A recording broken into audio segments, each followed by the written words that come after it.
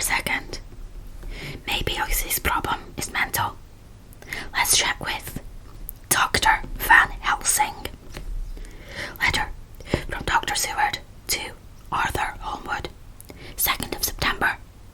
My dear old fellow, with regard to Miss Westenra's health, I hasten to let you know at once that, in my opinion, there is not any functional disturbance or any malady that I know of. At the same time, I am not by any means satisfied with her appearance. She is woefully different from what she was when I saw her last. Of course, you must bear in mind that I did not have full opportunity of examination, such as I would wish. Our very friendship makes a little difficulty, which not even medical science or custom can bridge over. I had better tell you exactly what happened, leaving you to draw, in a measure, your own conclusions. I shall then say what I have done and propose doing. I found Miss Westenra in seemingly gay spirits. Her mother was present, and in a few seconds I made up my mind that she was trying all she knew to mislead her mother and prevent her from being anxious. I have no doubt she guesses, if she does not know, what need of caution there is. We lunched alone, and as we all exerted ourselves to be cheerful, we got, as some kind of reward for our labours, some real cheerfulness amongst us. Then Mrs. Westenra went to lie down, and Lucy was left with me. We went into her boudoir, and till we got there, her gaiety remained, for the servants were coming and going. As soon as the door was closed, however, the mask fell from her face, and she sank down into a chair with a great sigh, and hid her eyes with her hand. When I saw that her high spirits had failed, I at once took advantage of her reaction to make a diagnosis. She said to me very sweetly, "I cannot tell you how I loathe talking about myself." I reminded her that a doctor's confidence was sacred, but that you were grievously anxious about her. She caught on to my meaning at once, and settled that matter in a word. "Tell Arthur everything you choose. I do not care for myself, but all for him. So I am quite free." I could easily see that she is somewhat bloodless, but I could not see the usual anemic signs, and, by a chance, I was actually able to test the quality of her blood, for, in opening a window, which was stiff, a cord gave way, and she cut her hand slightly with broken glass. It was a slight matter in itself, but it gave me an evident chance, and I secured a few drops of the blood, and have analysed them. The qualitative analysis gives a not quite normal condition, and shows, I should infer, in itself a vigorous state of health. In other physical matters, I was quite satisfied that there is no need for anxiety.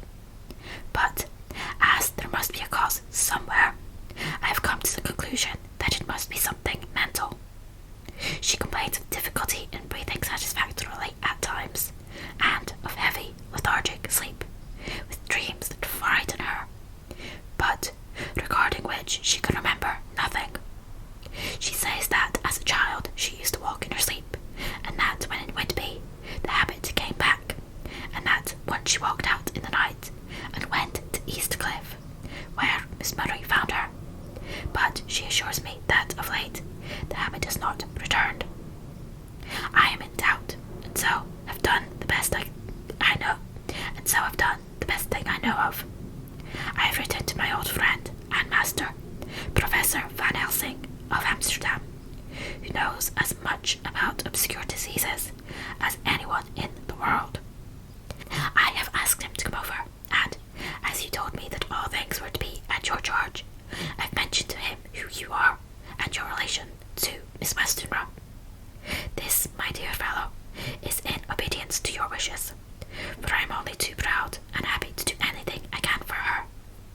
Van Helsing would, I know, do anything for me for a personal reason, so, no matter on what ground he comes, we must accept his wishes.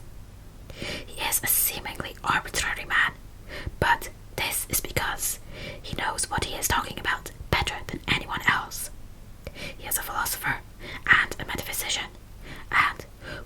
most advanced scientists of his day, and he has, I believe, an absolutely open mind.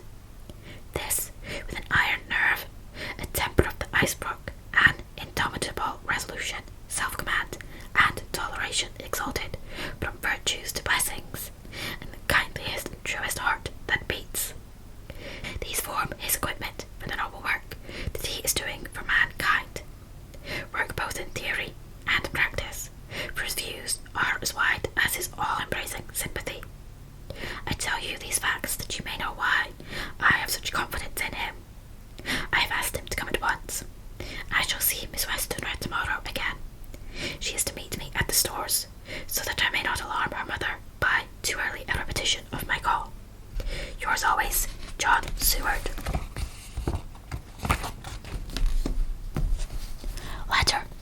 Abraham Van Helsing, M.D., D, Ph.D., Lit, etc., etc., to Dr. Seward, 2nd of September. My good friend, when I have received your letter, I am already coming to you.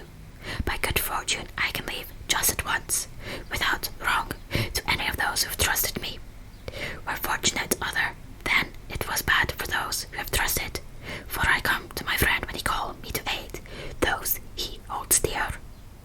Tell your friend that, when that time you suck out from my wound so swiftly the poison of the gangrene from that knife that your other friend, too nervous, let slip, you did more for him when he wants my aids, and you call for them, than all his great fortune can do. But it is pleasure added to do for him, your friend. It is to you that I come. Have there then rooms for me at the great Easter